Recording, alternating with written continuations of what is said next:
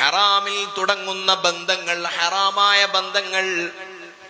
ഇന്നെന്താണ്? നിക്കാഹിന് മുമ്പ് തന്നെ ബന്ധങ്ങൾ തുടങ്ങുന്നു, ഫോൺ വിളിയിലൂടെ ആരംഭിക്കുന്നു.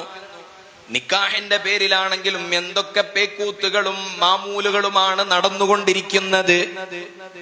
നിശ്ചയമാണ്, കല്യാണവും നിക്കാഹും എന്നാണെന്ന് തീരുമാനിക്കേണ്ട ദിവസമാണ്.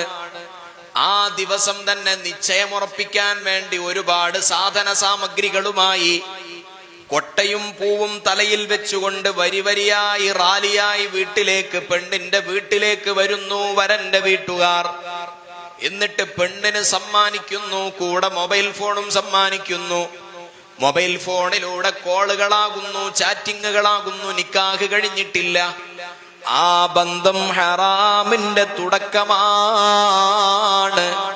അവിടെ കാണാൻ പാടില്ല, ഫോൺ വിളിക്കാൻ പാടില്ല, ചാറ്റ് ചെയ്യാൻ പാടില്ല എന്നതാണ് ഇസ്ലാമിന്റെ നിയമമെന്നിരിക്കെ ചാറ്റ് ചെയ്യണമോ, കൂടെ കൊണ്ടുപോകണമോ, പരസ്പരം കാണണമോ? നിക്കാഹ് ചെയ്തു കൊടുത്തോളൂ.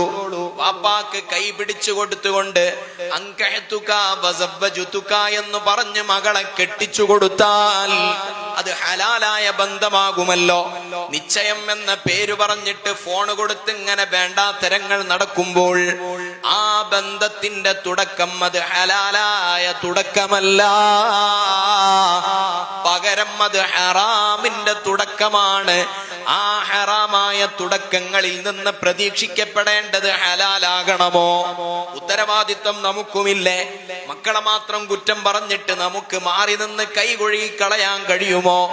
ഈ ബന്ധം തുടങ്ങിയാലല്ലേ അതിൽ നിന്നുള്ള ഉൽപ്പന്നങ്ങളും നന്നായി കിട്ടുകയുള്ളൂ. ഹലാലായ നിലക്കുള്ള ബന്ധങ്ങളാകേണ്ടയോ? ഹലാലാകണം.